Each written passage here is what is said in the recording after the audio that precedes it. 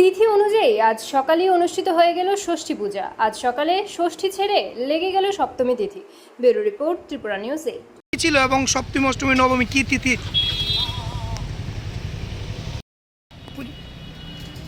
ষষ্ঠী 8 October মঙ্গলবার 7:10 থেকে বুধবার সকাল 7:32 আর 9 অক্টোবর বুধবার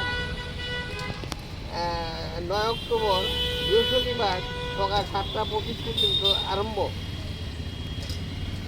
আজকা 7:25-এ সপ্তমী পূজা আরম্ভ। অষ্টমী 4 অক্টোবর বৃহস্পতিবার 7:26 থেকে শুক্রবার 7:12 পর্যন্ত। আর দশমী আর নবমী? আর নবমী 11 অক্টোবর শুক্রবার সকাল 7:13 থেকে